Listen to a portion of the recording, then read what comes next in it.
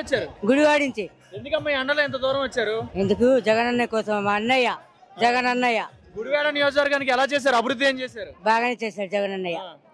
అన్ని పథకాలు ఇచ్చాడు, అన్ని ఇచ్చాడు, ఇల్లు ఇచ్చాడు జగనన్నయ్య. మా అన్న తమ్ముళ్ళు అన్నయ్య. ముస్లిం మైనారిటీ వాళ్ళని అసలు పట్టించుకోవట్లేదు అంటే జగన్మోహన్ రెడ్డి వచ్చిన తర్వాత. జగన్మోహన్ రెడ్డి పెట్టుకుంటున్నారు. ముస్లిం వాళ్ళకి బాగా చూస్తున్నారు మా ఊళ్ళకి. మరి ఇప్పుడు చూస్తున్నట్లయితే రాష్ట్ర వ్యాప్తంగా చంద్రబాబు నాయుడు, పవన్ కళ్యాణ్ వీళ్ళందరూ పొత్తు పెట్టుకుని వస్తున్నారు కదా. అబద్ధాలు. చంద్రబాబు, పవన్ కళ్యాణ్ వీళ్ళందరూ అబద్ధాలు. నేను చెప్తున్నాను ఈ మాట. అబద్ధాలు అన్ని చెప్తున్నారు, అబద్ధాలే. ఒక్క పని చేయలేదు, ఒక్క పని ఏం పెట్టలేదు, ఒక ఇల్లు ఇవ్వలేదు మాకు. జగనన్న వచ్చిన తర్వాత ఇల్లు వచ్చింది మాకు. ఉండమాట చెప్తున్నాను నేను. మా జగనన్నయ్య బాగా చూస్తున్నాడు. మా అన్నయ్య అంటే జగనన్నయ్య. మేము జగనన్నకి వేస్తాం. మేము ఏం తీసుకుంటాం. మేము తెలుసు, ఆఫీసు తెలుసు మాకు. కుడాన్ని డెవలప్మెంట్ జరిగింది, అభివృద్ధి బాగానే జరిగింది. అన్ని బాగాయి వాళ్ళు. అన్ని వెళ్ళి చెప్తాం మేము కుడాన్ని దగ్గరికి. ప్రజలు ఉన్నారు, పగలు ఉన్నారుగా, సంతకాన్ని చూస్తున్నారు, చెప్తున్నారు కదా మాట సంపాలని. ఈ నాన్న కట్టగా చేశారు, జగన్మోహన్ రెడ్డి గట్టగా చంపేశారు. మేము ఊరుకోము. ఈసారి చంద్రబాబుకే వేసేస్తాం. ఈసారి చంపేస్తాను నేనే. ఉండమాట చెప్తున్నానుగా, చంద్రబాబే చేస్తుంది ఇదంతా. అన్ని అందుతున్నాయి. ఉదనేపల్లి మండలం నరసనపాలెం నుంచి వచ్చానన్న. ఈ 3 కూటమిలు కాదు, ఇంకో 30 కూటమిలు తెచ్చుకున్నా సరే మళ్ళీ సీఎం గా జగన్మోహన్ రెడ్డి వస్తాడన్న. దళితుల్ని సీఎం చంద్రబాబు ఎంతో అవమానించాడు. ఎవరు మాత్రం ఎస్సీ ఎస్టీ కులాల్లో పుట్టాలనుకుంటున్నారు. అది అలా అవమానించడం చాలా తప్పన్న. దళితులకు పెద్దపీట వేసింది మాత్రం మన సీఎం జగన్ అన్నే. దళితులకు ఎంతో మేలు చేశారు.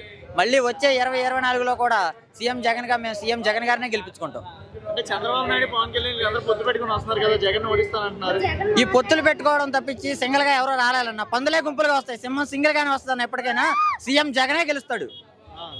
అంటే రాష్ట్ర వ్యాప్తంగా సొంత చెల్లెళ్ళ షర్మిల వ్యతిరేకంగా తిరుగుతుంది కదా, జగన్ ఎంత చూస్తా అని. పండ్లిచ్చే చెట్టు మీద రాళ్ళ దెబ్బలన్నా. పండ్లిచ్చే చెట్టు మీద రాళ్ళ దెబ్బలు పడతాయి. సొంత చెల్లె గానీ, సొంత తల్లే గానీ, ఇంకో 30 కూటమిలు పెట్టుకున్నా సరే, ఎన్డీఏ గానీ ఇంకో 40-50 కూటమిలతో వచ్చినా సరే సీఎం జగనే గెలుస్తాడన్న. చంద్రబాబు నాయుడు వాలంటీర్కి చెక్అౌట్ పెట్టి జగన్ ని వ్యతిరేకంగా చేస్తున్నారు కదా. వాలంటీర్లు తగిన బుద్ధి త్వరలో అని చెప్తారన్న. మొన్న వాలంటీర్ సేవలు నిలిపేశాడు. దానివల్ల ఎంతో మంది వృద్ధులు, వికలాంగులు చాలా ఇబ్బందులు పడ్డారు. కొంతమంది బలైపోయారు.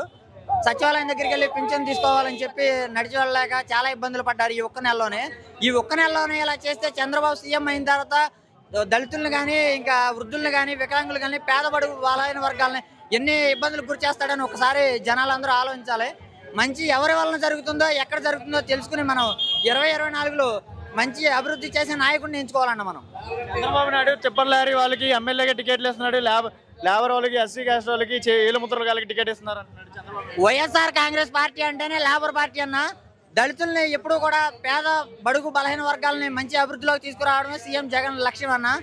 అలా అని చెప్పి దళితుల్ని ఎప్పుడు ఆయన అవమానించలేదు.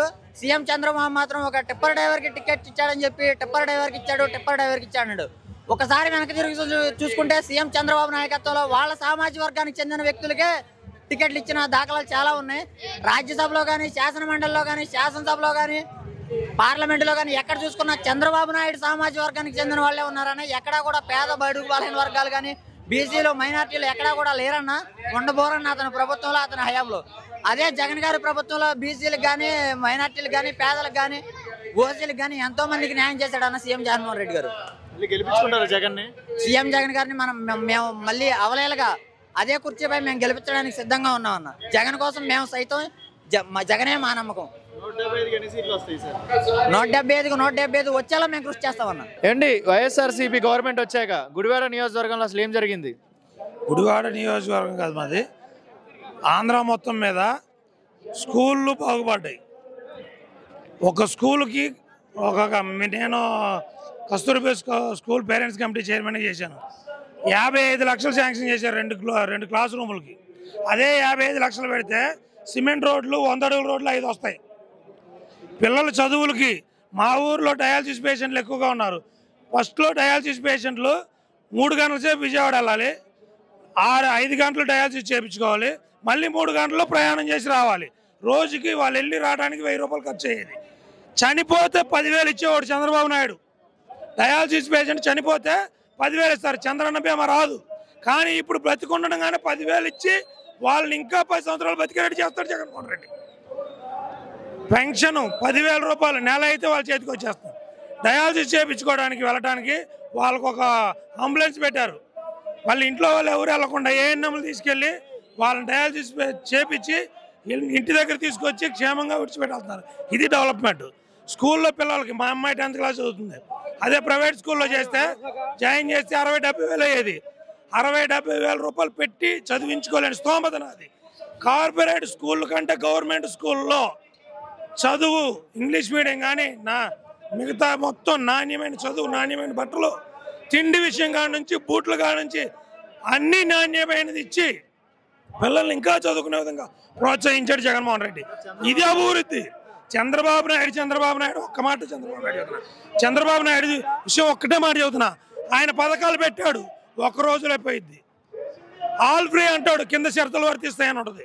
సిగరెట్ పెట్టి ఓటింగ్లు చూస్తారు, అంతా ఫ్రీగా ఇస్తూ ఉంటారు, కింద షరతులు వర్తిస్తాయని ఉంటుంది చిన్న అక్షరాలతో. అలాంటి పరిపాలన చంద్రబాబు నాయుడుది. జగన్మోహన్ రెడ్డి ఒక పథకం పెట్టాడంటే అది ఆన్లైన్ ఒకళ్ళు చేసుకోలేకపోయినా ఇంకొక నెల టైం ఇచ్చి ఆన్లైన్ చేసుకునేడానికి అవకాశం ఇచ్చాడు. ఇది జగన్ పరిపాలన. ఎప్పుడు ఆన్లైన్ ఆగిపోయిద్దా, ఎప్పుడు జనాలకు ఎగ్గొడదాం అనేది చంద్రబాబు నాయుడు పరిపాలన. ఎప్పుడు ఇంకా ఎంతమంది ఉన్నారు, ఇంకా అర్హులు ఉంటే ముందుకు రండి పిలిచి మరీ ఇచ్చింది జగన్మోహన్ రెడ్డి పరిపాలన. ఇది జగన్ చేసిన అభివృద్ధి. పేదవాడిని పైకి తీసుకురావడం జగన్మోహన్ రెడ్డి చేసిన అభివృద్ధి.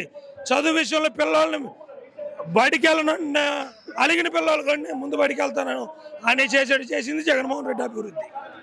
అక్కా చెల్లెళ్ళకి ఇంట్లో వాళ్ళ మీద ఆధారపడకుండా ఆర్థికంగా భర్త తాగుబోతైనా, భర్త సంపాదన లేకుండా రోడ్ల మీద తిరిగేవాడైనా జగన్మోహన్ రెడ్డి ఇచ్చిన డబ్బులతో కుటుంబాన్ని ఒక స్థితిలో తీసుకొచ్చేటట్టు చేసుకుంది జగన్మోహన్ రెడ్డి అభివృద్ధి.